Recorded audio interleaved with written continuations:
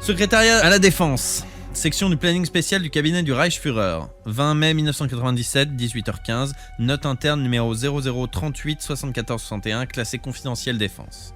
De commandant de l'unité spéciale pour les expérimentations militaires de la section d'état-major des forces terrestres d'intervention rapide à commandant de la 12e session d'expérimentation militaire du programme numéro 68 pour l'année 1997.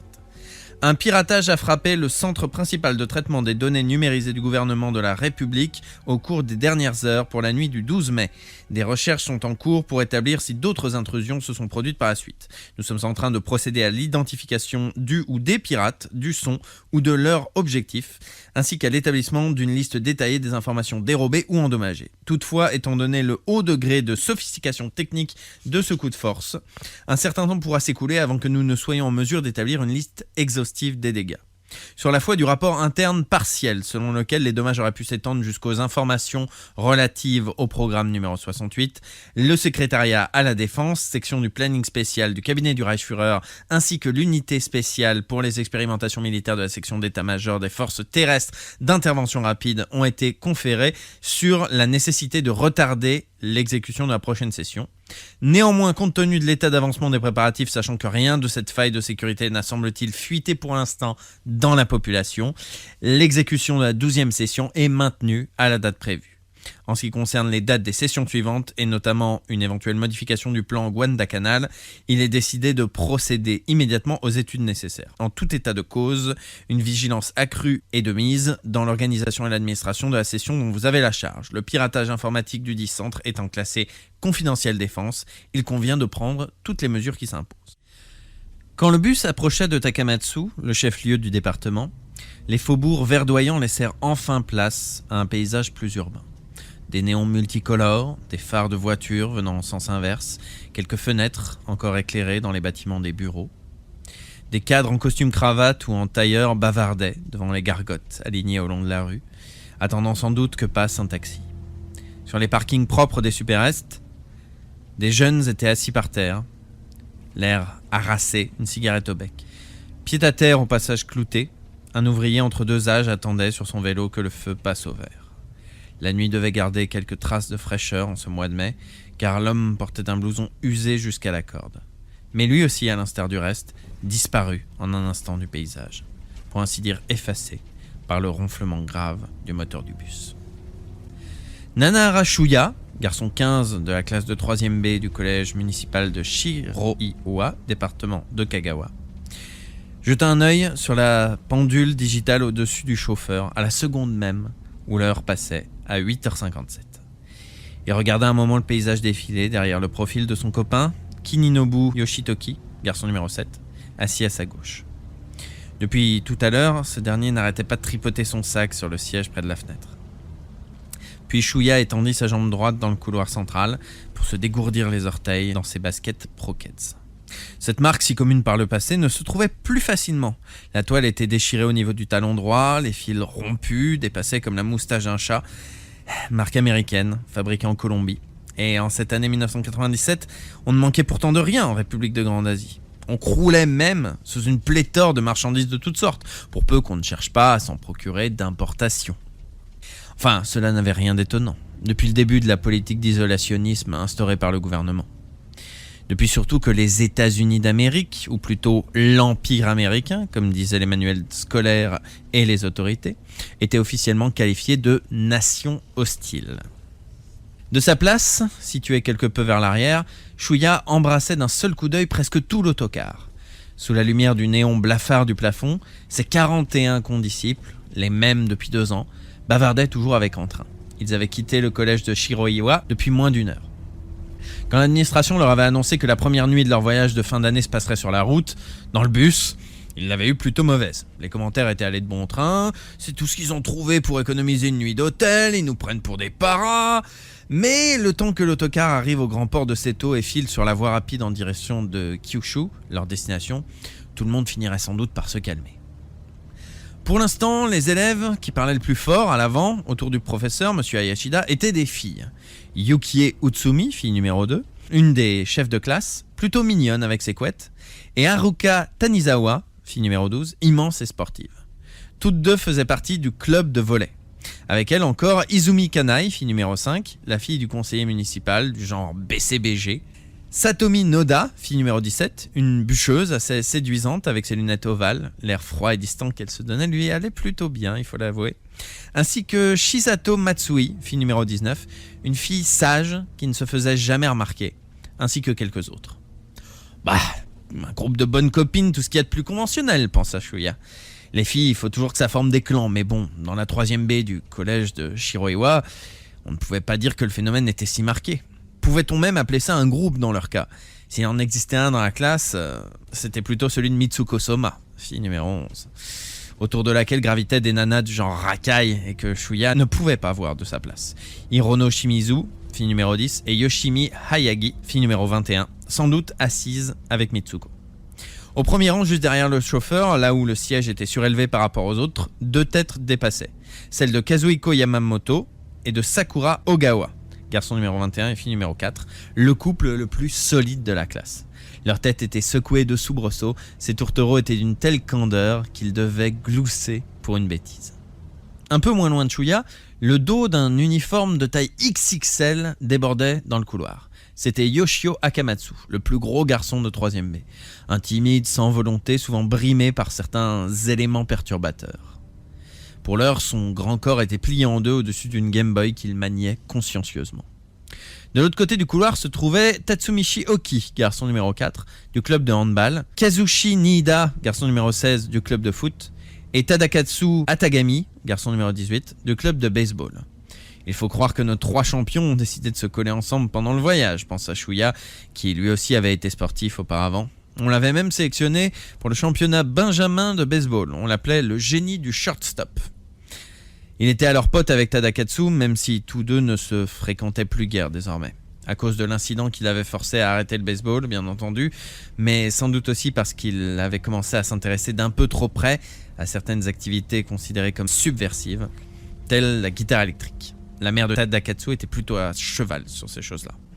Eh oui, le rock était désormais interdit dans le pays. Il y avait certes moyen de contourner le problème, mais la guitare de Shuya portait bel et bien l'autocollant de l'agence gouvernementale indiquant « Cet instrument ne doit pas être utilisé pour jouer la musique des ennemis de la patrie ». Le rock, quoi. En tout cas, Shuya s'était fait de nouveaux potes qui s'avéraient assez spéciaux dans leur genre, il fallait l'avouer. Celui-ci, par exemple, avec ses cheveux ras et son anneau très ouvragé à l'oreille gauche, qui riait d'une voix grave. Shinji Mimura, garçon 19, assis juste derrière Yoshio Akamatsu. Cela faisait 2 ans que Shinji et Shuya se trouvaient dans la même classe, mais ce dernier en avait entendu parler longtemps auparavant. Shinji avait la réputation de super défenseur au club de basketball, le 3e homme, ainsi qu'on le surnommait. Et de fait, il avait de quoi être fier de ses dons athlétiques, au moins autant que le Shuya de la période shortstop. Cela dit, il y avait fort à parier que Shinji se disait « T'es pas mauvais, baby, mais c'est quand même moi le meilleur ». Dès le premier match de basket interclasse organisé peu de temps après l'arrivée de Shinji, Shuya et les autres avaient fait montre d'un sens du duo très subtil et très efficace. Shinji présentait un autre avantage en sus de son physique de sportif. Si ses notes étaient plutôt lamentables, hormis en maths et en anglais, il s'y connaissait bien dans tout un tas de domaines pratiques et le regard qu'il portait sur la vie le distinguait des collégiens ordinaires. Il se débrouillait même pour se tenir au courant de ce qui se passait à l'étranger, alors que les informations qui en provenaient étaient en principe censurées. Quand Shuya restait coincé sur un problème quelconque en cours, on lui demandait un renseignement. Shinji, toujours de bons conseils, lui répondait sans faire de manière, même s'il en profitait à chaque fois pour se vanter avec son éternel air ironique. Il ajoutait toujours quelque chose du genre « Eh ouais, qu'est-ce que tu veux, je suis une tête. » Tu savais pas ? Enfin, ça ne le rendait pas antipathique, au contraire. Il était vachement sympa, Shinji Mimura. Pour l'heure, Shinji était assis à côté de Yutaka Seto, garçon numéro 12. Normal, ils étaient potes depuis l'école primaire. Shinji rigolait. Seto venait sûrement de dire un truc marrant. C'était le guignol de la classe. Derrière eux, un grand échalas, coincé dans son siège exigu et plongé dans la lecture d'un livre de poche, Hiroki Sugimura. Un gars plutôt taciturne, qui ne s'amusait pas avec les autres. De plus, comme il fréquentait un dojo d'arts martiaux, il passait dans la classe pour un type plutôt intimidant. Mais lorsque Shuya lui avait parlé en une occasion, il avait découvert que sous ses dehors cassants, un caractère réservé et franc qui lui avait énormément plu. Je parie qu'il est en train de lire une anthologie de ses poèmes chinois adorés, disait Shuya. Les livres chinois, en traduction ou pas, s'avéraient plus faciles à acquérir. Rien d'étonnant à cela puisque la République considérait la Chine comme l'un des territoires placés sous notre souveraineté depuis l'aube de son histoire. Dans le livre de poche américain déniché parmi les rayonnages d'une librairie d'occasion et qu'il avait lu en cherchant les mots un à un dans un dictionnaire, Shuya avait trouvé cette phrase « L'amitié, ça va, ça vient ». C'est peut-être vrai. Tadakatsu avait cessé de le fréquenter. Son amitié du moment avec Shinji et Hiroki finirait peut-être elle aussi un jour. Merde, j'espère que non. Shuya jeta un coup d'œil à côté de lui. Yoshitoki Kininobu farfouillait toujours dans ses affaires. Shuya et lui étaient amis depuis toujours. Ça, en tout cas, ça ne risquait pas de changer. Bien sûr, leurs amitiés comprenaient peut-être un peu de routine, mais ils étaient devenus copains à l'âge où l'on fait encore pipi au lit, à la maison de la charité, un orphelin catholique au nom un peu kitsch, accueillant des enfants qui avaient perdu leurs parents ou qui ne pouvaient pas vivre avec eux pour telle et telle raison. À ce propos, il convient tout de même de dire un mot sur la religion. Quelques jours auparavant, Shinji Mimura avait murmuré dans une grimace « Ça, on peut dire que nous ont concocté un fascisme aux petits oignons. Hein. Tu crois qu'il existe pire sur cette terre ?» Néanmoins, dans un Japon qui vivait maintenant sous une forme particulière de national-socialisme, avec à sa tête un type se faisant appeler le Reichsführer, il n'y avait pas de religion d'État. À tout prendre, si la croyance obligée dans le régime actuel était presque élevée au rang de religion, on ne pouvait cependant pas dire qu'elle se heurtait aux pratiques spirituelles traditionnelles. Les cultes étaient autorisés jusqu'à un certain point, même si l'État n'accordait sa protection à aucun, si bien que seuls les vrais croyants continuaient à pratiquer leur religion. Pour sa part, Shuya ne se sentait guère porté vers une dévotion ou une autre. Ce qui était sûr en tout cas, c'est que la religion lui avait permis de mener jusqu'ici une vie relativement saine. Sans doute lui avait-elle évité de commettre certains faux pas. Il en était conscient et la respectait pour cela. Il existait bien des orphelinats nationaux, très mal gérés à ce qu'on disait avec des équipements en piteux état, et qui jouaient le rôle d'école de formation pour les futurs soldats de forces d'intervention rapide, dont la réputation déplorable n'est plus un secret pour personne. Shuya se tourna de l'autre côté, laissa glisser son regard vers l'arrière. Sur la banquette du fond, il aperçut deux des mauvais éléments de la classe. Ryohei Sasagawa, garçon numéro 10, et Mitsuru Numai, garçon numéro 17.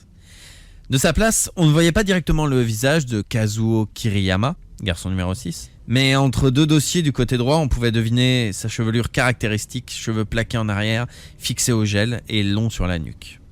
Il paraissait immobile, tandis que ses deux voisins continuaient à bavarder entre eux avec leur vulgarité coutumière. Des voisins se tenaient du reste assis à une certaine distance, ayant laissé deux places libres à la gauche de leur chef, par déférence envers lui. Kiriyama était peut-être endormi, à moins qu'il fût en train d'observer, comme Shuya tout à l'heure, les lumières de la ville filant de part et d'autre du bus. Étonnant que Kazuo Kiriyama fasse lui aussi partie du voyage. Un voyage de classe, pour ainsi dire un divertissement de gosse. Kiriyama était une figure charismatique pour les jeunes voyous des alentours, y compris pour Ryohei et Mitsuru, bien sûr. Il n'était pas particulièrement grand, comme Shuya tout au plus, mais il faisait plier les lycéens devant lui. Même les yakuza du quartier le respectaient, si bien qu'il était devenu, paraît-il, une sorte de véritable légende vivante dans le département de Kagawa. Le fait d'avoir pour père le PDG de la plus grande entreprise de département y était peut-être pour quelque chose au demeurant. À en croire la rumeur, Kiriyama était un enfant naturel. Comme Shuya ne se mêlait pas de ce qui ne le regardait pas, il n'avait pas eu l'occasion de vérifier. Mais tous les comportements ne pouvaient s'expliquer par la naissance. Kiriyama avait un visage fin d'intello, une voix pas particulièrement virile, mais intimidante, des notes vraiment brillantes. Il était toujours classé parmi les premiers de son année au collège, toutes classes confondues. Sur le plan scolaire, seul Kiyoshi Motobuchi, garçon numéro 20, le chef de classe garçon, parvenait à rivaliser tant bien que mal avec lui, encore qu'à force de bachotage et en mordant sur son temps de sommeil. En sport aussi, il jouait mieux que quiconque et avec plus de panache. Si l'on avait organisé un concours entre les élèves du collège de Shiroiwa, nul doute que le seul Shuya lui-même, l'ancien génie du shotstop, et Mimura Shinji, le super défenseur actuel du club de basketball, auraient pu espérer rivaliser avec lui. Oui, décidément, aux yeux de tous, Kazuo Kiriyama passait pour la perfection incarnée. Alors comment se faisait-il qu'un mec parfait soit devenu le leader de tous ces vauriens ? Shuya n'en avait aucune idée, mais il ressentait presque physiquement que Kiriyama n'était pas comme les autres. À croire que sa nature différait de celle du commun des mortels. Toutefois, Shuya avait été bien en peine d'expliquer en quoi consistait cette différence. Kiriyama se gardait de commettre la moindre bêtise au collège. Il ne se serait jamais comporté comme Sasagawa Ryohei, par exemple, qui brimait Akamatsu Yoshio. Pourtant, il paraissait tellement éloigné de tous ses camarades. C'était du moins l'impression de Shuya. Il manquait souvent l'école. D'ailleurs, l'imaginer en train de potasser semblait tout à fait absurde. Quel que soit le cours, on le voyait assis sur sa chaise, à réfléchir en silence, à quelque chose qui n'avait manifestement aucun rapport avec la matière étudiée. Si le gouvernement ne forçait pas les enfants à suivre scrupuleusement l'enseignement obligatoire, serait-il encore venu à l'école ? Sans doute pas. Mais qui sait, peut-être l'envie lui en aurait pris parfois. En tout cas, si quelqu'un devait se sentir peu concerné par ce voyage, c'était bien lui. Pourtant, il se trouvait avec eux. Une fantaisie du moment, sans doute. « Shuya ?» Le jeune homme pensait vaguement à Kiriyama en regardant l'un des plafonniers quand une voix joyeuse le ramena à la réalité. Assis de l'autre côté du couloir, Noriko Nakagawa, fille numéro 15, lui tendait à deux mains un sachet de papier en cellophane crissant. À peine grand comme ses deux mains, il brillait comme de l'eau à la lumière blanche du plafonnier. Par transparence, Shuya glissa les petits disques bruns pâles dont il était rempli, des biscuits sans doute. Le sachet était fermé d'un ruban doré formant un nœud papillon. À l'instar de Yukio Utsumi et de ses amis, Noriko Nakagawa était tout ce qu'il y a de plus normal. Menu, l'air gentil et avenant, le visage rond typique des jeunes filles sages, des grands yeux d'un noir intense, ainsi qu'un caractère un peu coquin, une nana standard en somme. S'il fallait à tout prix lui trouver quelque chose de notable, disons qu'elle était très forte en japonais et la meilleure de sa classe en rédaction. Raison pour laquelle d'ailleurs Shuya discutait souvent avec Noriko. De temps en temps, elle lui demandait de lui montrer des paroles de chansons qu'il composait et ce qu'il griffonnait en général sur les coins de cahiers. La plupart du temps, la jeune fille restait avec Yuki et ses amis. Elle avait sans doute dû se rabattre sur cette banquette vide parce qu'elle était arrivée légèrement en retard. Shuya tendit la main en haussant un sourcil. Noriko expliqua d'un air un peu gêné: « Je les ai fabriqués ce matin. C'est mon petit frère qui m'en avait demandé.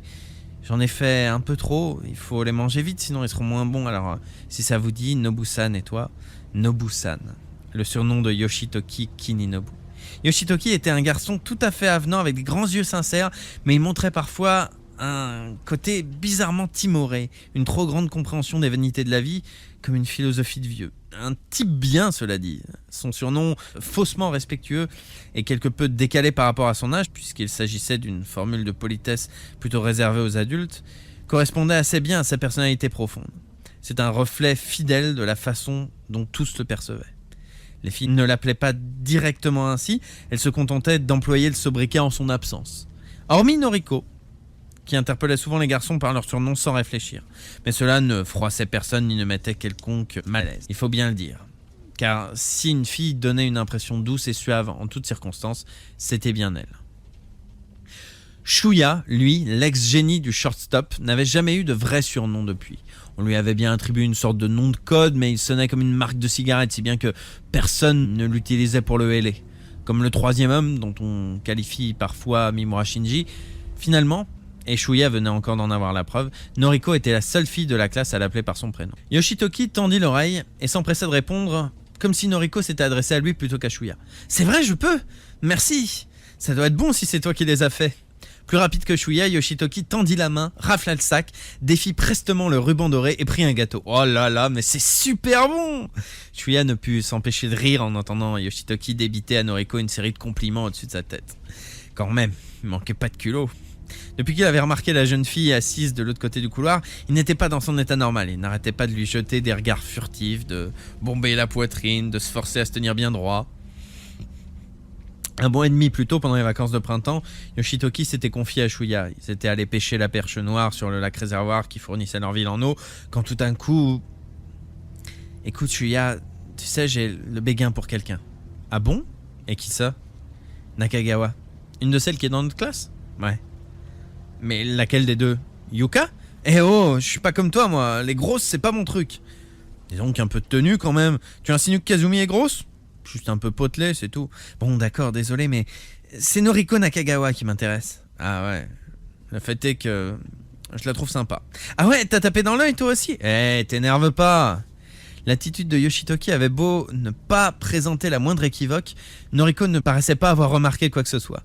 « Elle était bouchée ou quoi ?» se demanda Shuya. Ou plutôt, non, cette réaction, c'est du Noriko tout craché. Shuya piochait un gâteau dans le sac que lui tenait Yoshitoki et fit mine de le porter à ses yeux pour en examiner le contenu en détail. Puis il fixa la jeune fille d'un air malin. « Tu viens de dire qu'il fallait les manger vite, sans quoi ils seraient moins bons, c'est bien ça? Oui, c'est ça, répondit Noriko en hochant 2 fois la tête, les yeux écarquillés, d'un air d'incompréhension. Tu es donc bien certaine qu'ils sont bons? C'était le genre de pique qu'il lançait assez souvent ces derniers temps, sans doute sous l'influence de Mimura Shinji.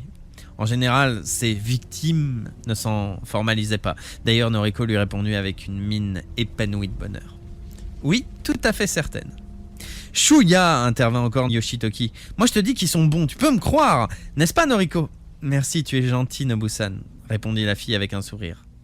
Yoshitoki se pétrifia soudain comme s'il avait mis le doigt dans une prise électrique, puis il se tut pour grignoter les biscuits, les yeux braqués sur ses genoux.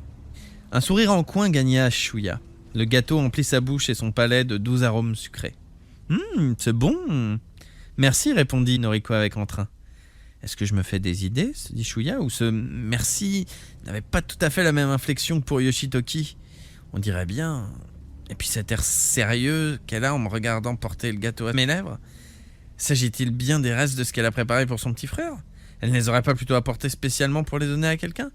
Non, tu réfléchis trop, mon pote. En un coq à l'âne apparent, les pensées de Shuya le portaient souvent vers Kazumi, la fille d'1 an plus âgée avec qui ils étaient allés au club de musique jusqu'à l'année précédente.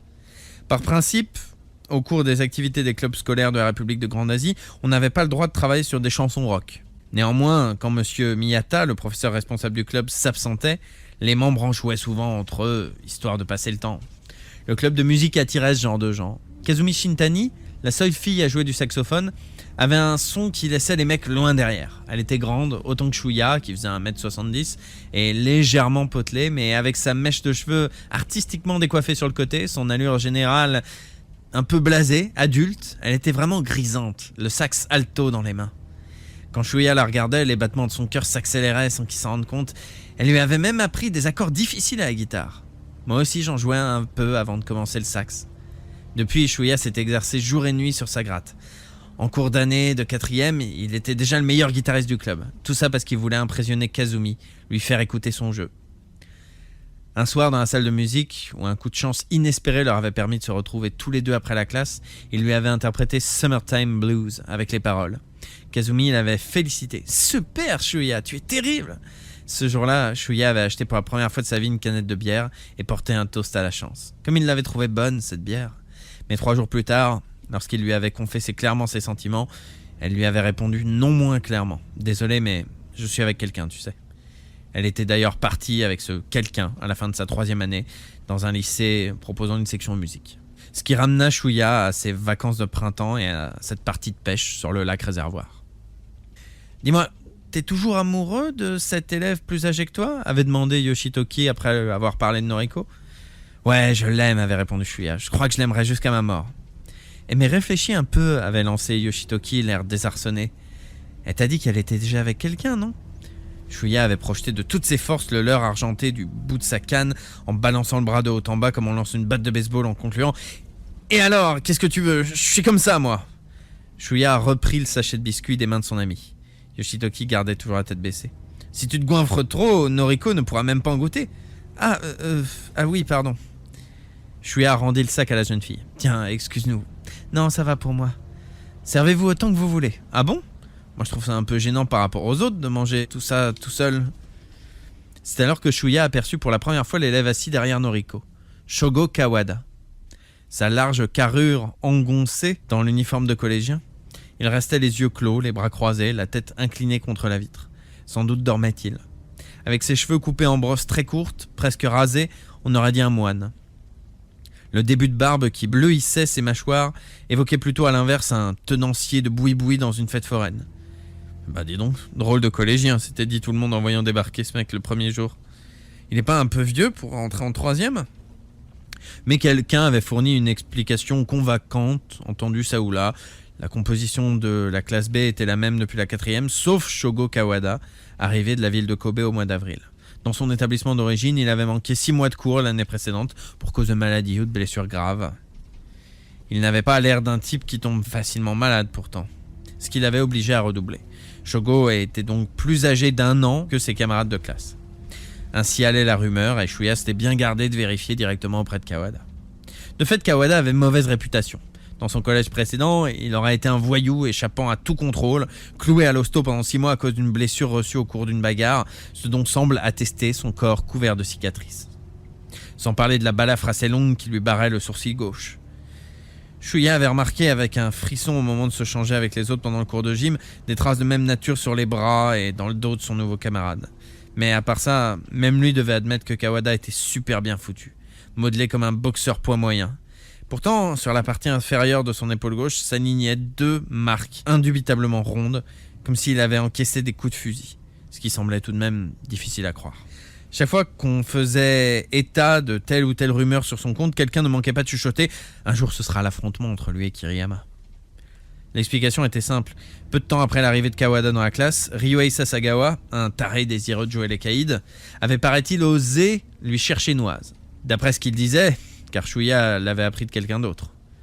Ryuhei était revenu de là, pâle comme un mort, en suppliant Kiriyama de prendre sa défense.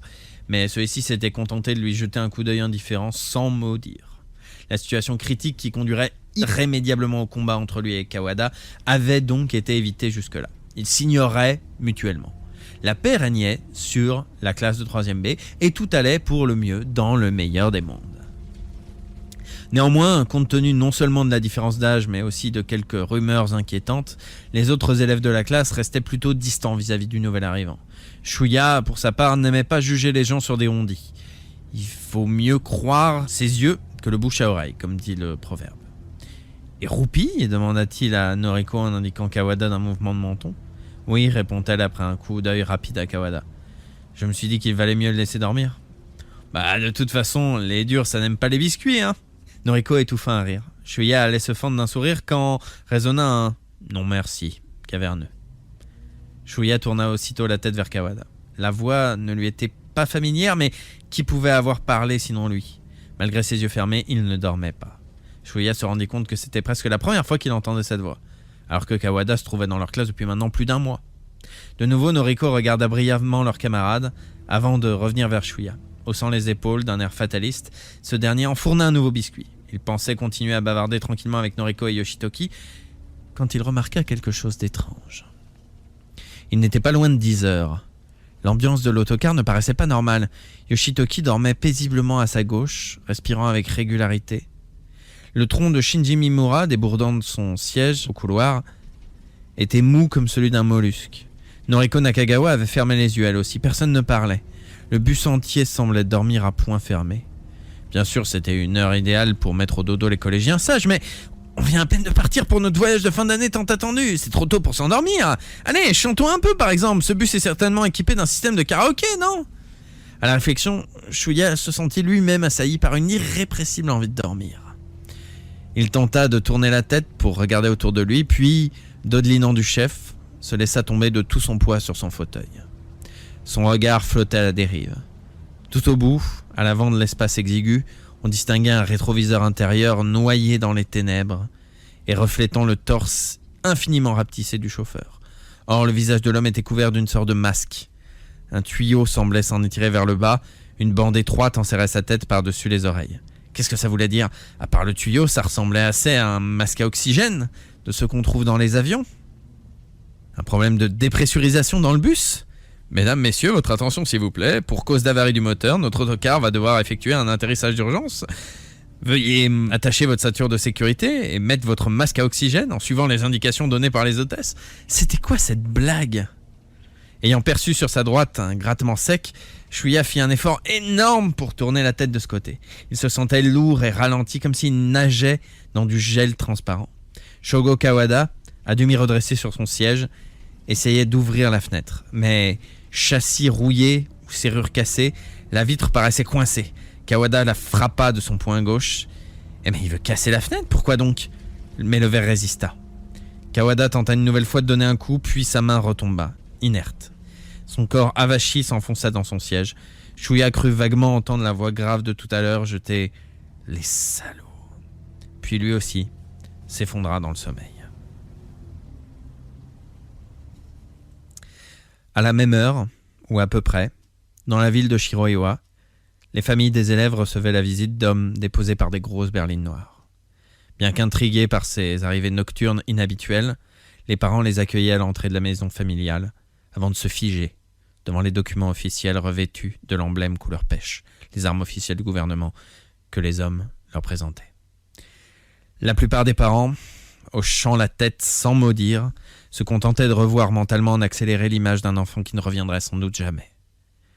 Quelques-uns s'en prenaient aux visiteurs.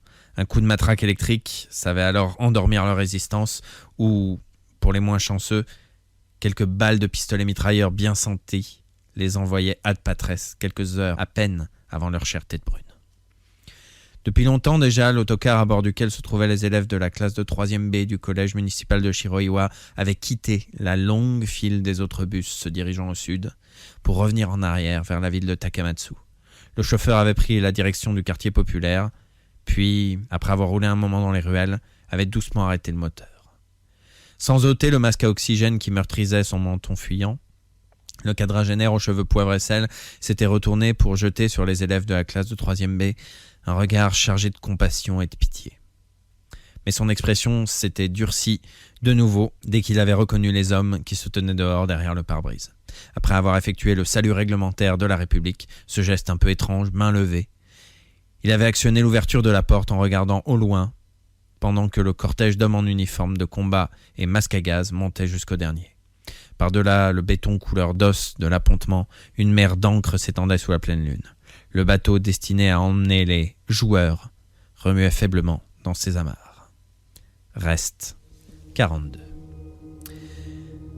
Un bref instant, Shuya crut être revenu dans sa salle de classe familière de la 3e B du collège municipal de Shiroiwa. Ce n'était pas tout à fait la même classe que celle de la 3e B, mais il y avait bien une estrade de profs, un grand tableau noir, usé, flanqué sur sa gauche d'un téléviseur grand écran posé sur son support en hauteur, des alignements de bureaux et des chaises en tube de fer et en contreplaqué. Le coin de la table de Shuya montrait un graffiti subversif gravé en profondeur. Les femmes en uniforme font triquer le Reichsführer. Cependant, son regard avait aussi été attiré par autre chose. Les cols durs des garçons et des cols marins des filles. Oui, ses 41 camarades de classe se trouvaient là aussi, sauf qu'ils étaient tous censés voyager ensemble dans le bus. Sauf qu'ils avaient l'air de dormir dans des poses variées, allant de l'affaisser sur une chaise à l'affaler sur la table. De sa place côté couloir, à proximité d'une verre de vitre dépolie, si la structure de la pièce était bien identique à celle d'une vraie salle de classe, Shuya laissa vaguer un regard hésitant autour de lui. À sa gauche, légèrement en avant, vers le milieu de la salle, se trouvait Yoshitoki Kininobu. Derrière lui, Noriko Nakagawa et devant Yoshitoki, Shinji Mimura. Tous trois dormaient couchés sur leur bureau. Du côté des fenêtres, à gauche, le gros Hiroki Sugimura dormait également, à même le plateau de son bureau. Tous étaient assis à leur place habituelle, exactement comme dans leur salle de classe de 3e B du collège municipal de Shiroiwa. Shuya comprit alors d'où provenait sa légère sensation de dépaysement. Derrière Hiroki, là où ils auraient dû en principe se trouver des fenêtres, une sorte de plaque noire condamnait la vue. Était-ce du fer ? La lumière terne des tubes en néon alignés au plafond rebondissait froidement sur sa surface. Côté couloir aussi, tout semblait noir derrière les vitres dépolies. Peut-être les fenêtres du couloir étaient-elles masquées, elles aussi. Shuya n'avait aucun moyen de discerner s'il faisait jour ou nuit. Il regarda sa montre, elle indiquait 1h pile. Mais du matin ou de l'après-midi ? La date indiquait jeudi 22. Autrement dit, sauf à supposer que l'instrument a été trafiqué, il devait s'agir de la nuit du même jour. Auquel cas, 3 heures s'étaient écoulées depuis qu'ils avaient été assaillis par cette étrange somnolence. À moins qu'ils n'avaient déjà atteint l'après-midi du lendemain. Bah, rien de grave de toute façon. Il jeta de nouveau un coup d'œil à ses camarades de classe. Ils avaient quelque chose de bizarre. Bon d'accord, tout l'était, mais quand même, ils avaient quelque chose de particulièrement étrange. Ça y est, j'ai compris, pensa-t-il. Noriko est bien couchée sur son bureau, mais c'est quoi ce machin argenté qui dépasse du col de son costume marin ? On dirait une sorte de bande métallique. Pour Yoshitoki Kininobu, ça se voit moins à cause du col droit des garçons, mais il en a un aussi, le même. Shinji Mimura aussi, et Hiroki Sugimura. Pareil pour tout le monde, ils ont chacun le même objet autour du cou. Shuya porta précipitamment la main à sa gorge, un contact dur et froid. Pas d'erreur, il portait lui aussi la même chose. Il tenta de tirer dessus, mais ça avait l'air solide et parfaitement fermé. Pas moyen de le retirer.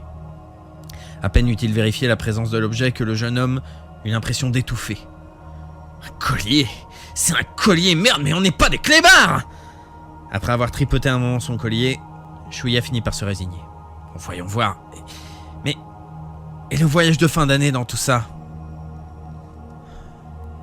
À peine la question l'eut-elle effleuré qu'il remarquait à ses pieds, posé par terre, le sac de sport dans lequel il avait mis ses affaires personnelles. La veille, il y avait fourré à la va-vite quelques articles de toilette et vêtements de rechange, les cahiers fournis pour le collège, pour prendre des notes lors des visites touristiques, sa gourde remplie de bourbon. Ses camarades avaient eux aussi leur bagage léger au pied de chaque bureau. Soudain, la porte d'entrée s'ouvrit avec fracas à côté de l'estrade. Shuya leva la tête. Un homme venait d'entrer. Plutôt petit mais assez costaud, des jambes si courtes qu'on aurait dit un simple appendice du torse, un pantalon beige clair sobre, une veste marron, une cravate rouge foncée et des mocassins de cuir noir. Tous ces vêtements donnaient l'impression d'être usés et il portait au revers de sa veste l'insigne rose des agents du gouvernement. Le teint très frais au demeurant. Mais le plus remarquable, c'était sa coiffure. On aurait dit des cheveux de jeune femme, longs et raides jusqu'aux épaules comme John Baez sur la jaquette de cette cassette que Shuya avait trouvée au marché clandestin, une photocopie à très gros grain. L'homme, à présent debout sur l'estrade, promenait ses yeux sur toute la classe. Son regard progressa vers le fond et s'arrêta sur le visage de Shuya, qui semblait le seul éveillé, si toutefois tout cela n'était pas un rêve. Pendant une bonne minute, l'homme et Shuya s'observèrent en silence. En fin de compte, peut-être parce que les autres avaient commencé à gigoter et que des souffles un tantinet tendus se faisaient entendre dans la salle, l'homme détourna les yeux. L'un des élèves, au moins, devait encore dormir à point fermé, car une voix essayait de les réveiller. Shuya lui aussi parcourut la salle du regard. Ses camarades affichaient tous des yeux bouffis des réveils difficiles. Ils ne s'étaient pas encore aperçus de ce qui se passait autour d'eux.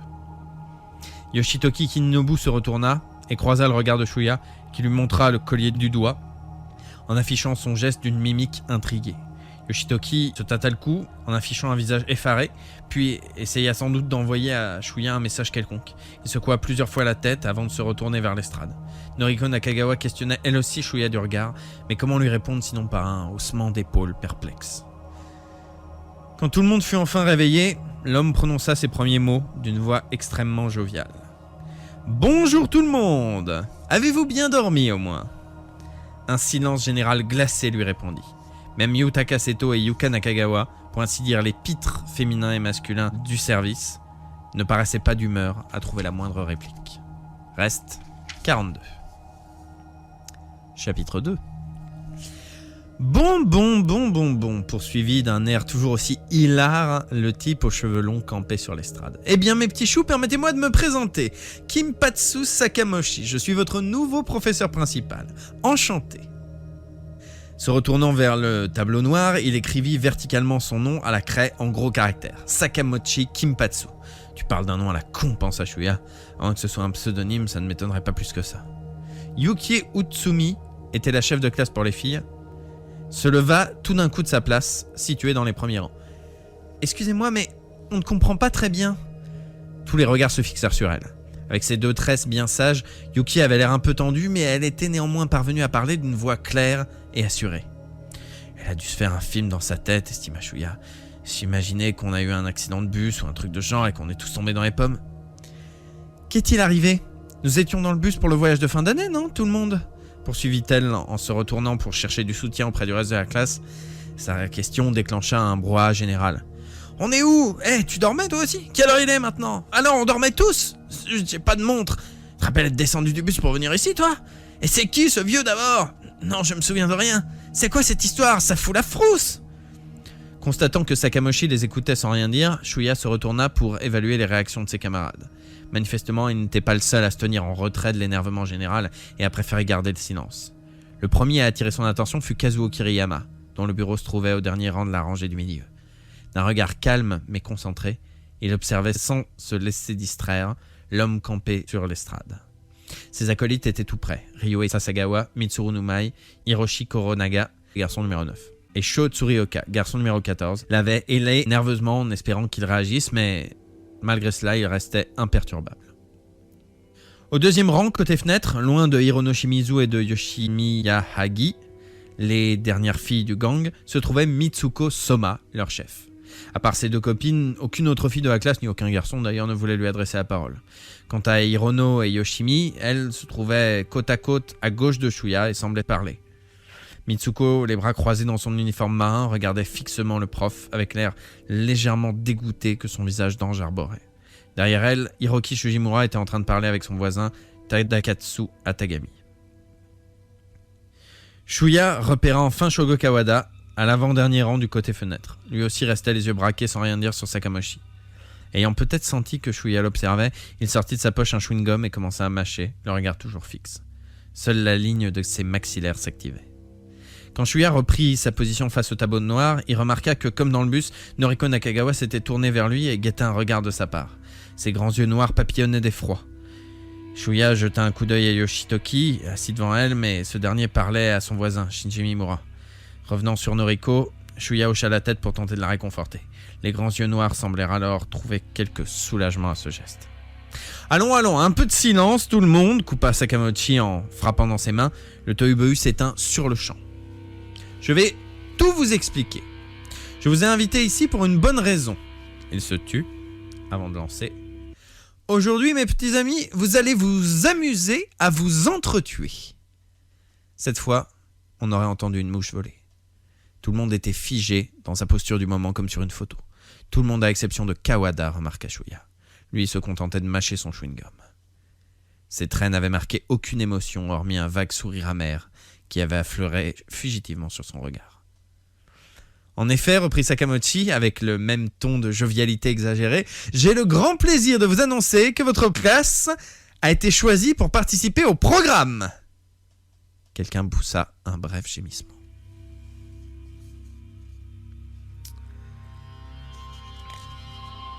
Chapitre 3. Tous les collégiens de la République de Grande Asie, sans exception, savaient ce qu'était le programme. Il est décrit dès le CM1 dans les manuels scolaires.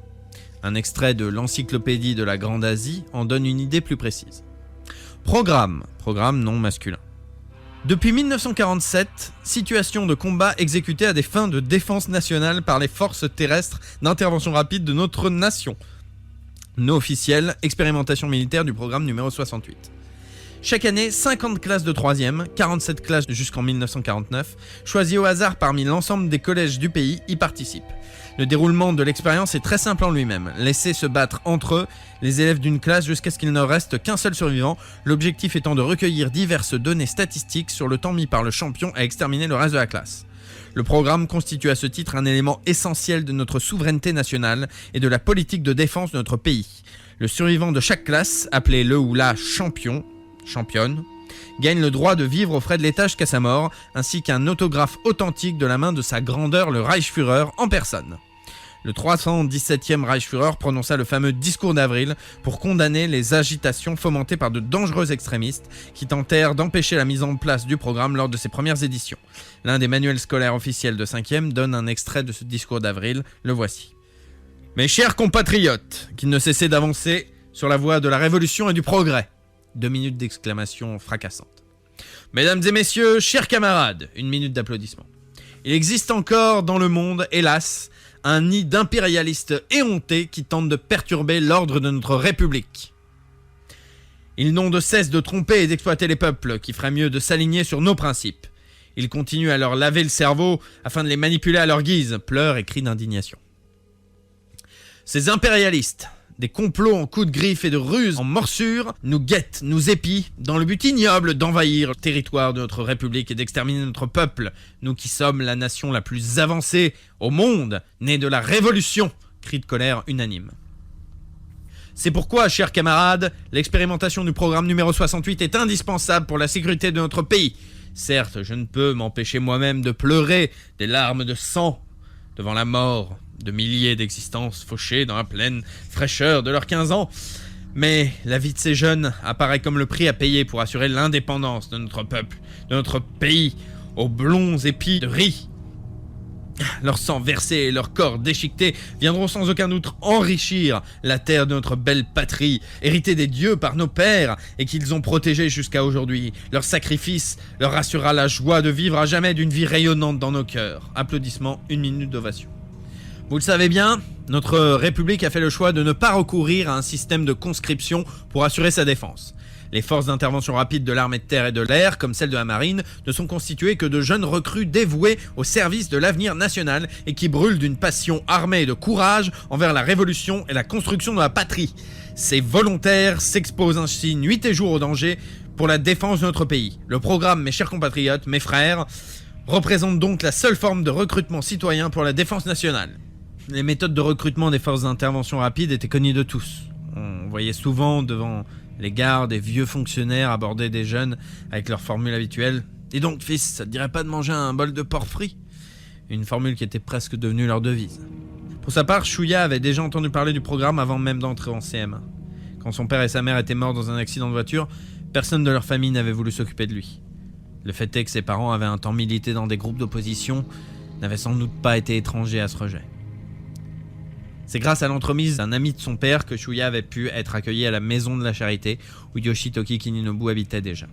Chouya, alors âgé de 5 ans, commençait à peine à s'habituer à sa nouvelle vie quand un jour, alors qu'il venait de regarder avec Yoshitoki le dernier épisode de leur dessin animé favori sur la télévision de la salle de jeu, leur maîtresse, Ryoko Hano, avait changé de chaîne. Ils adoraient la jeune femme, Ryoko Sensei comme ils l'appelaient depuis toujours, ainsi que le faisait l'ensemble du personnel de la maison de charité. Elle était la fille du directeur et devait encore fréquenter le lycée à l'époque. Depuis, elle avait succédé à son père, à la tête de la maison de la charité. Chouya était resté devant le poste de la télé à regarder les images. Quand était apparu à l'écran un adulte guindé en costume cravate, le jeune garçon avait compris qu'il s'agissait là de l'émission d'un ennui redoutable que l'on appelait Les Infos, diffusée à heure fixe sur plusieurs chaînes. L'homme lisait un communiqué. Chouya ne se rappelait évidemment pas du contenu exact du texte, mais son style caractéristique étant ce qu'il était, il n'aurait pas eu grand mal à le reconstituer. Une dépêche de dernière minute en provenance des services du gouvernement et des forces d'intervention rapide nous apprend à l'instant que la dernière session du programme, qui avait eu lieu dans le département de Kagawa, vient de s'achever hier à 15h12. La classe ayant participé à cette session étant la 3e E du 4e collège municipal de Zenzuchi. C'est la première fois depuis 3 ans qu'une classe du département de Kagawa participe au programme. Le gouvernement vient de dévoiler le lieu où s'est déroulée cette session qui demeurait secret jusqu'à présent. Il s'agit de l'île de Shidaka, située à 4 km au-dessus de la ville de Tadotsu. La championne a mis cette fois 3 jours, 7 heures et 43 minutes pour éliminer ses petits camarades. Les corps de tous les vaincus ont été récupérés et examinés à des fins statistiques par les forces d'intervention rapide de notre pays. Sur les 38 éliminés, on dénombre 17 morts par arme à feu, 9 par arme blanche, 5 par arme contondante et 3 par asphyxie. À l'écran était alors apparu le visage d'une fille en costume marin, du moins ce qu'il en restait. Ça devait être la championne. Soutenue de chaque côté par un homme des forces d'intervention rapide, elle fixait des yeux la caméra, le visage crispé dans un rictus sordide.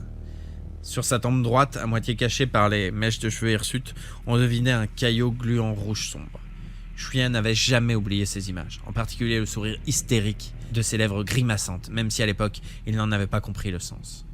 Le jeune homme savait désormais que ce jour-là, il avait vu pour la première fois le visage de la folie. Mais comment aurait-il pu comprendre une telle chose à l'époque ? Face à ce visage, la seule chose que le petit Chouya avait éprouvée était de la peur, comme face à un fantôme. L'enfant qu'il était avait alors demandé « C'est quoi ça, maîtresse ?» Mademoiselle Ryoko avait secoué la tête avant de répondre « Rien ». Mais détournant les yeux, elle avait laissé échapper un « Les malheureux ». Quant au petit Yoshitoki, il avait cessé de regarder la télé quelques instants pour s'attaquer à sa clémentine. En grandissant, Chouya avait appris à attendre avec angoisse ce genre d'informations. Le programme se déroulait dans sa région environ une fois tous les 2 ans, sans annonce préalable et à date variable.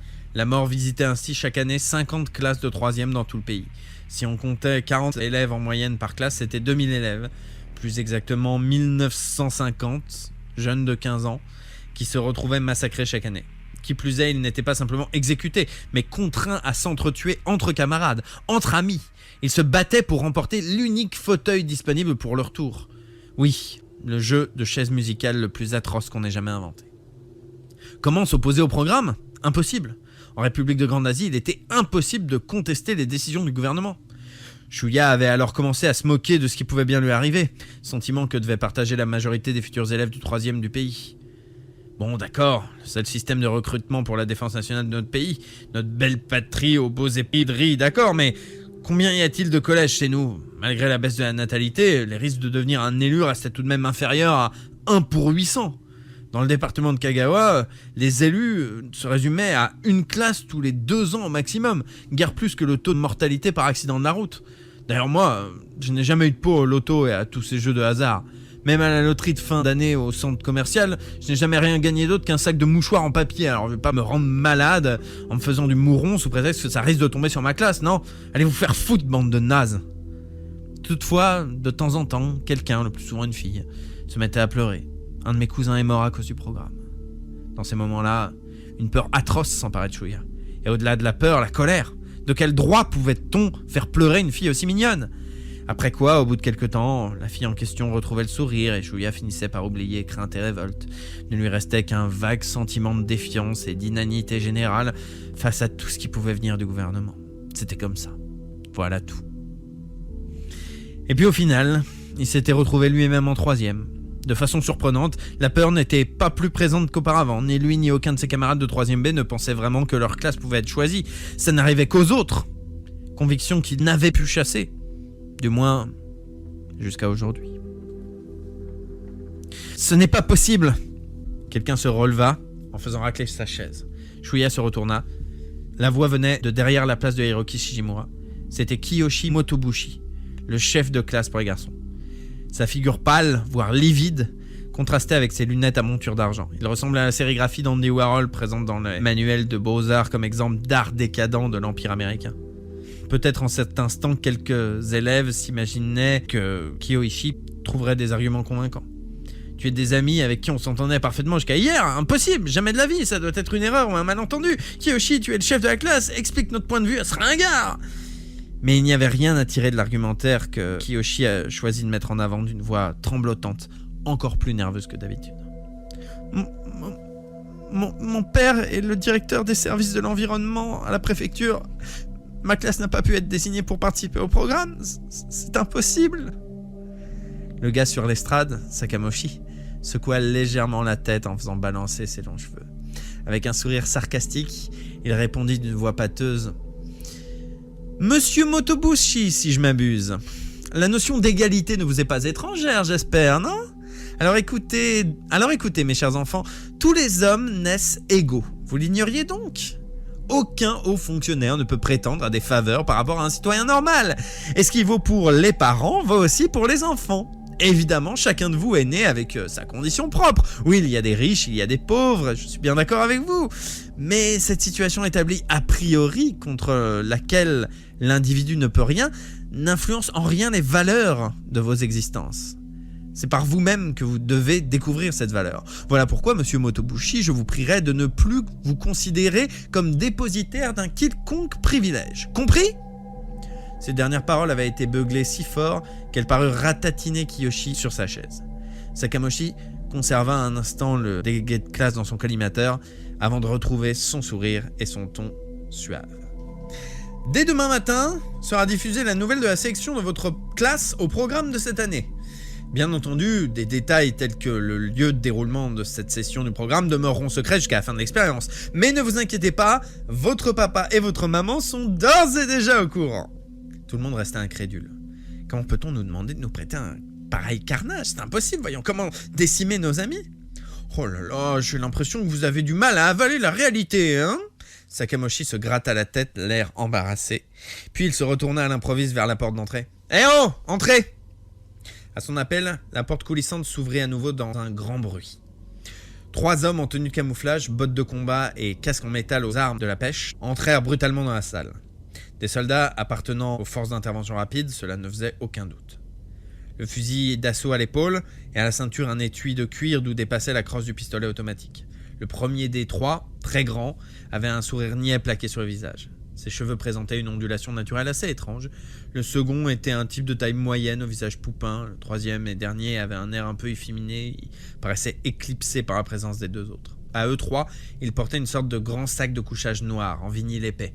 Le dit sac semblait gonflé et cabossé de toutes parts, comme s'il contenait des ananas. Sakamoshi se déplaça du côté des fenêtres afin de permettre aux 3 hommes de déposer leur fardeau sur le bureau du prof situé sur l'estrade.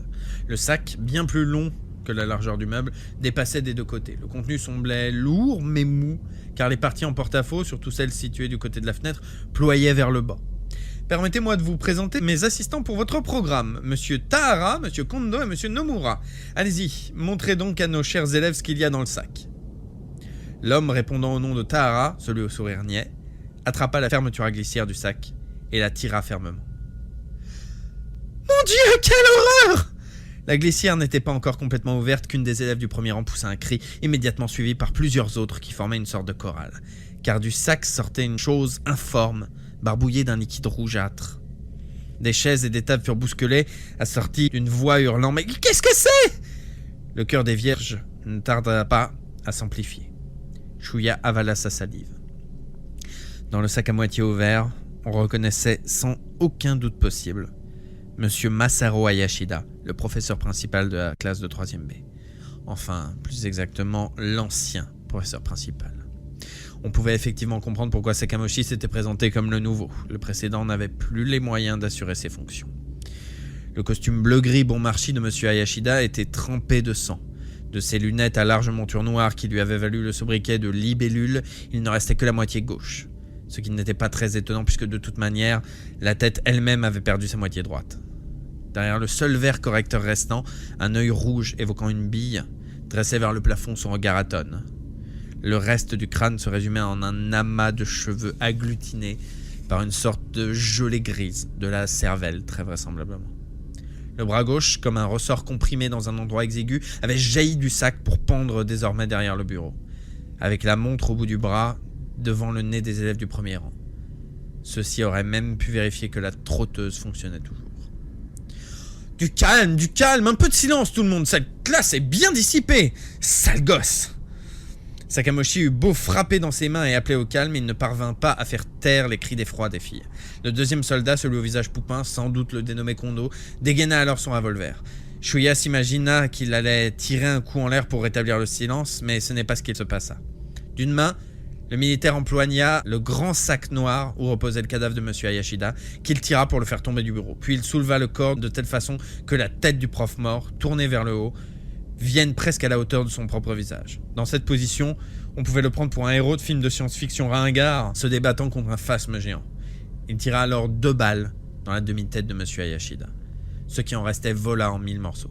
Sous l'effet des balles, les bouts de cervelle et d'os s'éparpillèrent, formant une sorte de nébuleuse mêlée de sang qui vint asperger la tête et les vêtements des élèves du premier rang. Quand enfin l'écho des détonations se tut, il ne restait plus grand-chose du visage de Monsieur Hayashida. Le soldat jeta le cadavre et son moignon de tête comme un paquet à côté du bureau. Pour le coup, plus un cri ne résonnait dans la salle. Reste 42. Les élèves qui étaient debout se rassirent, dégoûtés, incapables de supporter plus longtemps l'horrible spectacle. Le 3e soldat, celui qui paraissait timide, tira le sac de Monsieur Hayashida dans un coin de la salle avant de revenir s'aligner sur ses 2 compères sur le côté du bureau. Sakamoshi regagna lui aussi le centre de la salle, se plantant devant le bureau. Le silence régnait à nouveau lorsque quelqu'un, au fond de la pièce, poussa un cri proche de la suffocation. On entendit un bruit de liquide se déverser sur le plancher.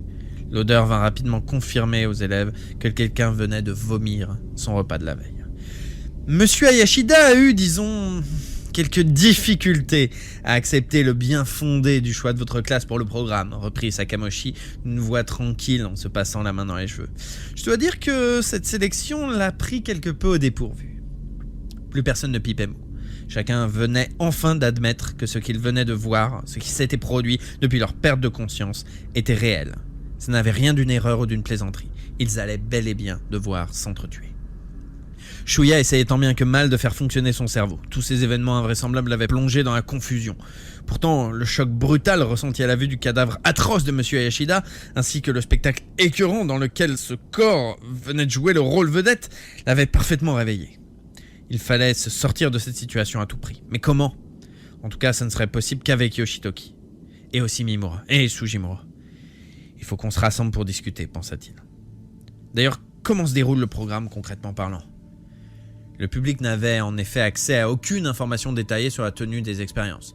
Shuya avait entendu dire que les élèves de la classe sélectionnée devaient s'entretuer avec des armes qu'on leur fournissait, mais aurait-il au moins l'autorisation de se parler pendant le combat ? Comment le gouvernement supervisait-il le déroulement du... Pardon ?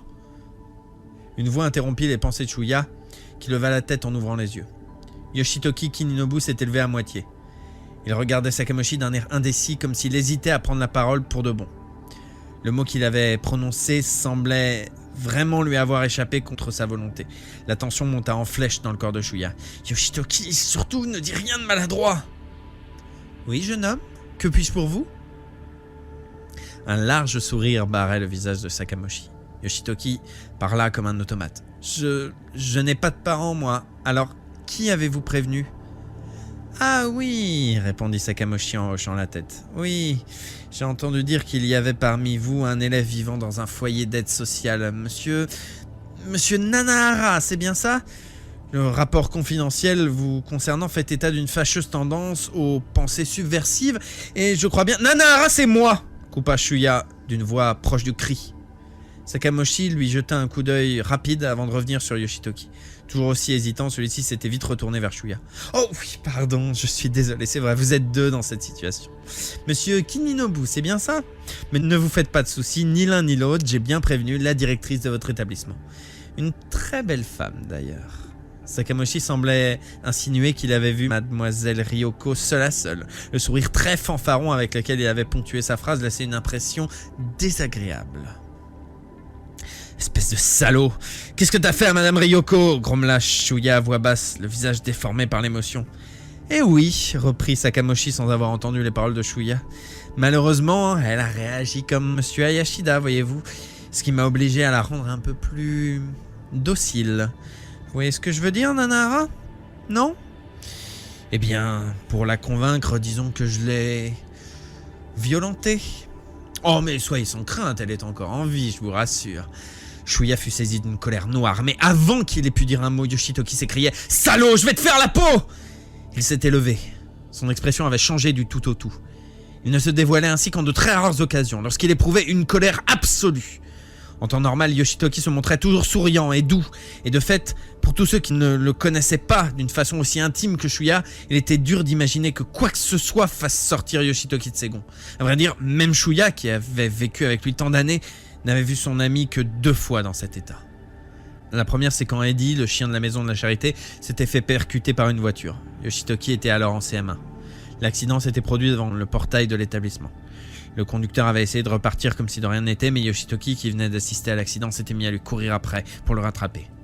La deuxième fois, c'était 1 an auparavant à peine. Un homme tournait autour de mademoiselle Ryoko et il profitait des dettes de la maison de la charité pour la harceler. Soucieuse de s'en débarrasser, madame Ryoko avait remué ciel et terre et fini par réunir l'argent qu'il demandait. Quand l'homme était revenu à la charge, elle avait pu refuser catégoriquement ses avances. En guise de vengeance, il l'avait bombardé d'insultes aussi vulgaires que honteuses devant les pensionnaires. Si Shuya n'avait pas arrêté Yoshitoki, son ami lui aurait cassé au moins 2 dents, quitte à le blesser gravement. Yoshitoki avait ce qu'on appelle un cœur d'or. Il se fichait de se faire ridiculiser ou chicaner, il se contentait alors de réagir avec le sourire. Mais quand ceux qu'il aimait étaient attaqués, il pouvait basculer dans une violence extrême. Si Shuya l'aimait comme un frère, c'était justement pour ce caractère entier et pur. « Je vais te tuer, salaud !» continuait de crier Yoshitoki. « Une ordure comme toi, il faut s'en débarrasser !»« Vraiment ?» répondit Sakamoshi comme s'il s'amusait de la situation. « Kininobu, mesures-tu bien tes paroles ? Tu sais sans doute qu'un homme doit assumer la responsabilité de ses propos, n'est-ce pas ? »« Ferme ta gueule, espèce de taré ! Je te tuerai, retiens bien ça !»« Arrête, Yoshitoki !» s'éclara Shuya. Mais son ami ne paraissait pas l'avoir entendu. Sakamoshi reprit d'une voix étrangement douce, comme pour le calmer. « Mon petit Kininobu, j'ose penser que ce n'est qu'une simple réaction de révolte contre le gouvernement. C'est bien ça. » Mais ça ne suffisait pas à arrêter Yoshitoki. « Je te tuerai, je te condamne à mort, ordure! T'entends, à mort! À mort !» Désespéré, Shuya était sur le point de hurler une nouvelle fois à Yoshitoki de s'arrêter quand Sakamoshi secoua la tête, puis tendit les bras vers les 3 soldats des forces gouvernementales toujours au garde à vous à côté du bureau. À les voir ainsi, on les aurait pris pour les 4 freshmen. Les 3 hommes en tenue de camouflage avaient levé chacun le bras droit à l'identique de Sakamoshi. On aurait dit le meilleur moment d'une chanson d'un groupe de jazz vocal américain quand les paroles font quelque chose comme « Please baby, oh please baby, please, spend this night with me » et que les chanteurs agitaient les bras avec des gestes synchronisés, donnant une tentative de chorégraphie super kitsch. Le temps d'un éclair, Shuya devina que les yeux de Yoshitoki, sur le coup d'une surprise totale, était plus écarquillé encore qu'à l'ordinaire. Les 3 pistolets automatiques crachèrent les balles au même instant. Le corps de Yoshitoki, debout dans la rangée entre les tables, fut secoué de haut en bas comme dans un fou rire. Cela ne dura qu'une fraction de seconde et personne, pas même Noriko Nakagawa, assis juste derrière lui, n'eut le temps de rentrer la tête dans les épaules pour se protéger des éclaboussures. L'écho des coups de feu n'était pas encore mort entre les murs des salles que Yoshitoki s'inclinait lentement sur la droite, puis tombait lourdement entre sa table et celle d'Izumi Kanai, qui poussa un cri d'effort. Le trio en battle dress se tenait toujours debout, le bras tendu à l'horizontale. Le filet de fumée s'échappait de la bouche de leur pistolet, tout droit vers le plafond. Un silence absolu régnait dans la salle. Entre les pieds de table, Shuya distingua parfaitement le visage familier de son ami tourné vers lui. Ses gros yeux écarquillés semblaient fixer un point du plancher situé juste sur sa chaise. Sur le sol, une flaque de sang commençait à se répandre en silence. Le bout des doigts de son bras droit tressaillait. « Yoshitoki !» Shuya fit mine de bondir sur ses pieds pour se porter à son côté, mais Noriko Nakagawa se montra plus rapide. « Nobu-san !» s'exclama-t-elle en s'accroupissant près de lui. Le soldat au sourire niais fit feu de nouveau. Sur elle cette fois. Comme si quelqu'un venait de lui faire un croche-pied, la jeune fille s'effondra en avant sur le corps de Yoshitoki qui n'en finissait pas d'être agité de spasmes. Le soldat braqua aussitôt son flingue sur Shuya. Malgré l'indignation qu'il poussait à vouloir courir vers son ami, celui-ci s'était figé, à demi levé sur son siège. Il ne bougeait que les yeux. Un jet de sang jaillissait du mollet droit de Noriko, affalé à 4 pattes au-dessus de Yoshitoki. « Personne n'est autorisé à se lever sans mon autorisation », annonça calmement Sakamoshi à Noriko. Puis en regardant Shuya, « Veuillez vous rasseoir, monsieur Nanahara. » Quittant du regard la jambe couverte de sang, Shuya tourna sa tête vers Sakamoshi, les muscles de la nuque contractés sous l'effet de la colère. « Non mais vous êtes fou !» vaguit-il au bord des larmes. Le revolver de sourire niais était toujours dirigé vers son front. « Il faut s'occuper de Yoshitoki, vite, et de Noriko !» Sakamoshi secoua la tête d'un air contrarié. « Bon, ça suffit maintenant, les enfants. Asseyez-vous. Mademoiselle Nakagawa, regagnez votre siège, vous aussi. » Noriko, devenue pâle comme un linge en voyant Yoshitoki sous elle, tourna lentement la tête vers Sakamoshi. Sa blessure devait la faire souffrir, mais la colère semblait prédominer sur la douleur. De sourcils sévèrement froncés, elle répliqua en détachant chaque mot. « Il faut porter secours à Yoshitoki. » Le corps de celui-ci était secoué encore de tressaillements, mais de plus en plus faible. S'il ne recevait pas de soins de toute urgence, sa blessure sera bientôt mortelle. Sakamoshi poussa un soupir ennuyé et fit un signe en distinction du soldat. « D'accord, monsieur Tahara, allez vérifier. »« Vérifier ? Vérifier quoi ?» Mais les élèves n'eurent pas le temps de chercher la réponse à cette question. Souranier avait ressorti son arme pour tirer en direction du sol. La tête de Yoshitoki Kinnobu tressauta. Des viscosités éclaboussèrent le visage de Noriko qui fut parsemé de petites taches pourpres. Shuya en resta bouche bée. Une bonne moitié de la tête de Yoshitoki avait explosé. Ses yeux fixaient toujours le même point du plafond, mais cette fois-ci, il ne tremblait plus. « Il est mort, vous le voyez bien. Maintenant, rasseyez-vous sagement tous les deux. »« Mais c'est... » bégaya Noriko sans pouvoir détacher les yeux du visage défiguré de Yoshitoki. Les yeux de Shuya restaient eux aussi braqués sur la tête de son ami, tombé entre les pieds des tables et des chaises. Ses facultés de raisonnement étaient paralysées, comme si c'était à lui que l'on venait de faire sauter la cervelle. Sous son crâne repassaient en boucle des souvenirs de Yoshitoki. Une randonnée sac à dos, au cours de laquelle ils avaient descendu la rivière en rafting, les jours de pluie pendant lesquels ils jouaient à un vieux jeu de société de l'orphelinat, des images du film Les Blues Brothers qu'ils avaient déniché au marché noir, une version doublée, ce qui était assez surprenant en soi, mais surtout, étant donné que les 2 personnages du film sortaient comme eux d'un orphelinat, Shuya et Yoshitoki avaient longtemps joué à Jake et Elwood. Et la tête de Yoshitoki le jour où celui-ci avait annoncé il n'y a pas si longtemps « Tu sais, je suis amoureux. » Et « Vous êtes sourds tous les deux, rasseyez-vous !» Sakamoshi venait de répéter son ordre. Shuya ne l'avait pas entendu la première fois. Tout comme Noriko, il restait prostré à fixer le corps de Yoshitoki. Quelques secondes de plus dans cet état, et sourire niais, campé à côté de Sakamoshi, ferait certainement subir à Noriko le même sort qu'à Yoshitoki. Shuya était tenu en joue par les 2 autres sbires. « Monsieur !»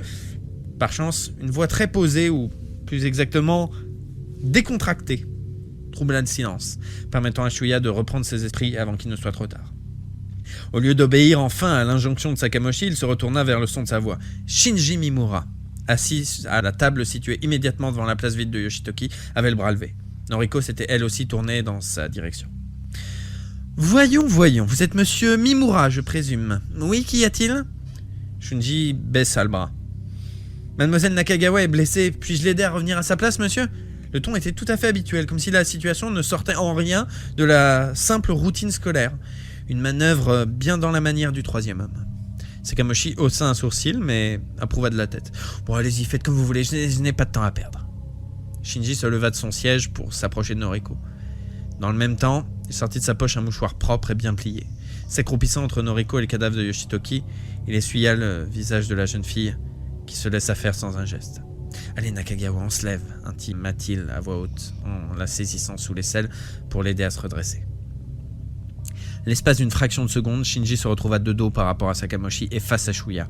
Loin de montrer son ironie habituelle, son regard était cette fois extrêmement sérieux, ses sourcils sévères formant une seule ligne droite sur son front.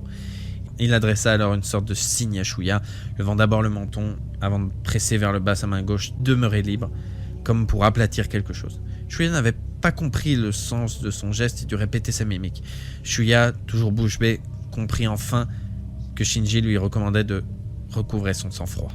Il lui signifia son acquiescement avant de se laisser retomber sur sa chaise. Shinji approuva d'un signe de tête, posa Noriko sur sa chaise puis retourna à sa place. Noriko s'était assise, mais de sa jambe droite blessée qui pendait sur sa chaise, le sang continuait de couler, transformant sa chaussette et sa chaussure de sport blanche en une sorte de botte de Père Noël. Remise de sa surprise, elle put esquisser un signe de remerciement à Shinji. Celui-ci, qui lui avait déjà tourné le dos pour retourner à sa place, ne pouvait plus avoir. Pourtant, il haussa les épaules comme pour dire « c'est rien ». Quand la jeune fille se tourna à nouveau vers le corps de Yoshitoki, effondré juste à sa droite, elle l'observa sans crier, sans esquisser de geste, mais on apercevait 2 larmes au coin de ses yeux. Shuya jeta lui aussi un nouveau coup d'œil au corps de Yoshitoki, à son cadavre. Si son esprit avait enregistré l'information, il n'arrivait pas encore à réaliser qu'un ami avec lequel il avait passé près de 10 ans de sa vie n'était plus, à cet instant, qu'un tas de chair sans vie. Il sentit la colère monter en lui, petit à petit, comme une vapeur qui s'élève au rythme des pulsations bouillonnantes de son cœur. Quand celle-ci eut repassé le point d'ébullition, la rage parut secouer son corps tout entier au point de lui faire mal. Tous ses sentiments, toutes ses émotions, d'abord anesthésiées sous le choc, venaient de se réveiller. D'un coup, prêt à mordre, il tourna la tête vers Sakamoshi. Celui-ci lui rendit son regard avec un sourire supérieur. « Ça, je te le pardonnerai jamais, se jura intérieurement Shuya.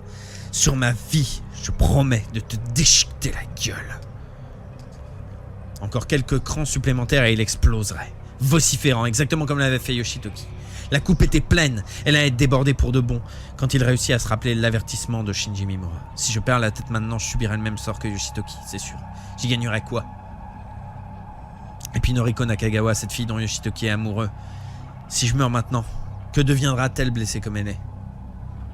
Shuya parvint, tant bien que mal, à détourner les yeux de la tête de Sakamoshi et à les baisser vers son bureau.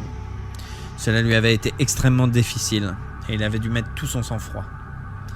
Fureur et chagrin ne trouvant aucun exutoire, son cœur était prêt à se briser en 1000 morceaux. Pendant ce temps, avec un petit rire, Sakamoshi détournait les yeux lui aussi. Shuya serra les poings sous le bureau pour maîtriser sa colère qui, sans cela, aurait été pris de tremblements violents. Il avait beau serrer de toutes ses forces, dur comme la pierre. Comment se changer les idées quand, sous les yeux, on a le corps atrocement mutilé de son meilleur ami? Il n'arrivait toujours pas à admettre ce fait. Les événements auxquels il venait d'assister pouvaient-ils être réels? Un garçon s'était éteint, oui, un jeune homme qu'il connaissait aussi bien, pouvait-il vraiment cesser soudain d'exister? Yoshitoki et lui avaient été quasiment inséparables. Même si cela n'avait pas grande importance, ils se rappelaient toutes les expériences qu'ils avaient partagées. Le jour où Yoshitaki avait failli se noyer, c'est lui qui l'avait sauvé. Et ce jour où il avait attrapé des sauterelles, il les avait enfermées dans une boîte trop petite, pour la plupart d'entre elles étaient mortes. Ce qui lui avait vraiment fait se sentir honteux. La fois où il s'était battu pour savoir lequel des deux était le préféré d'Eddie, le chien de l'orphelinat. Et le jour où il se souvenait plus vraiment quand, où il s'était introduit sous les combles de l'école malgré l'interdiction formelle d'accéder au grenier, histoire de se vanter auprès des copains. Ils avaient failli se faire prendre, c'était enfui de justesse, mais ils avaient bien rigolé. Oui, Yoshitoki et lui avaient fait les 400 coups ensemble et rien ne pouvait changer cette vérité. Alors avait-il vraiment disparu? Comment imaginer que de tels moments ne se reproduiraient jamais plus? Shinji prit à nouveau la parole en levant le bras. « Monsieur, j'ai encore une question. » « Quoi encore, Mimura ?» « Nakagawa est blessé, mais Vous avez dit que le programme devait se dérouler à égalité pour tous, n'est-ce pas? Sakamoshi eut un petit rire joyeux en entendant la question. Oui, et alors? Où est le problème? Eh bien, je pense qu'il faut remettre la partie à plus tard, jusqu'à ce qu'elle soit guérie. Shuya, combattant toujours ses propres émotions pour les contenir et les empêcher d'exploser, éprouva une bouffée d'admiration envers Shinji. Quel sang-froid, quel aplomb, compte tenu de la situation. Son aptitude à rester aussi calme dans de telles circonstances était admirable, et il avait raison. Ce n'était qu'en restant calme et logique que tous les élèves de cette classe pouvaient gagner du temps et ainsi trouver un moyen de se sortir du bourbier. Sakamoshi éclata de rire. Vous êtes un comique, Mimura. Vous avez de très bonnes idées. Si je comprends bien, vous préféreriez que je descende Nakagawa pour de bon, pour que tout le monde se retrouve à égalité, c'est bien ça? Une brusque tension gagna à nouveau toute la classe, y compris Noriko bien entendu. Même Shinji n'avait pas pu s'empêcher de se crisper sur place. Il suffisait de regarder le dos de son uniforme pour le remarquer. « Ah, monsieur, vous êtes un rapide !» s'esclaffa-t-il. « Disons que j'ai rien dit. » Les manières bouffonnes de Shinji déclenchèrent une nouvelle fois le rire de Sakamoshi. Sourire niais, qui avait déjà la main droite sur l'étui de son revolver, la ramena en position de repos sous la sangle du fusil d'assaut qu'il tenait à l'épaule. Sakamoshi frappa à nouveau dans ses mains. Un peu d'attention, mes chers enfants, écoutez-moi bien. Chacun d'entre vous est né avec des qualités et des talents propres. Dès la naissance, l'intelligence, la force physique et d'autres choses forment des conditions inégales entre les individus. C'est la nature qui le veut, et on n'a rien à changer à cet état des choses. Voilà pourquoi je ne donnerai pas de soin à Madame Nakagawa. Et toi, la petite dinde, on ne bavarde pas avec ses copines! Tout en vociférant, Sakamoshi avait jeté un objet blanc sur Fumio Fujiyoshi, fille numéro 18, assise légèrement devant Shuya et qui avait tenté de dire quelque chose à sa voisine. Un morceau de craie? Shuya le crut le temps d'un éclair, mais il faisait encore preuve d'une imagination trop naïve. Il y eut un craquement sec, pareil au bruit d'un cercueil que l'on cloue. Le manche d'un couteau très effilé venait de pousser au milieu du front blanc de Fumio. Assise à côté d'elle, Yukie contempla une demi-seconde ce prodige, les yeux écarquillés comme des soucoupes. Le plus singulier fut la réaction de Fumio, qui basculait la tête en arrière, comme pour voir elle aussi cet objet étrange qui venait de se ficher au-dessus de son nez. Évidemment, le couteau montait à mesure. Finalement, la tête de la jeune fille finit par s'incliner sur le côté. L'instant d'après, elle s'effondra. Ce faisant, sa tempe vint cogner contre le bureau voisin, qui se renversa sur le sol en grinçant. Là encore, l'état de Fumio ne laissait guère de place au doute. Peu de gens parviennent à survivre avec un couteau planté entre les deux yeux. Cette fois-ci, il n'y eut aucun mouvement dans la classe, mis à part un geste de recul de Yukie, dont le regard restait vissé sur le visage de Fumio affalé à ses pieds. Noriko et Shinji Mimura, les lèvres pincées, regardaient eux aussi Fumio tomber, comme une Yoshitoki, entre les pieds des tables et des chaises. Se forçant à déglutir malgré sa gorge sèche, Shuya essaya de rassembler ses pensées. Tout dépendait du bon vouloir et des caprices de ce Sakamoshi. Ils étaient à la merci d'une démangeaison de son petit doigt. Leur vie, à chacun, se trouvait entre les mains de ce prof complètement taré. « Oh là là, c'est pas bien ce que je viens de faire !» commenta Sakamoshi en se grattant la tête, les yeux fermés, d'un air de fausse contrition. « C'est pas bien de tuer les gens en classe, ce n'est pas dans les règles. » Puis retrouvant son sourire habituel, « Mais c'est de votre faute! Vous n'êtes pas là pour agir à votre guise. Les bavardages sont interdits. Si j'en vois encore un à papoter et à chuchoter avec son voisin, je serai obligé de lui flanquer mon couteau dans la tête. Et pourtant, sachez que votre cher professeur principal souffre d'en arriver à de telles extrémités. » Attendre. Il faut juste attendre, se répéta plusieurs fois Shuya en contemplant, les dents serrées, les corps des deux camarades qui jonchaient déjà le sol de la classe. Attendre. Pourtant cela lui semblait impossible. Le regard toujours fixé sur son ami Yoshitoki, il s'aperçut alors qu'il était sur le point de pleurer. Reste 40.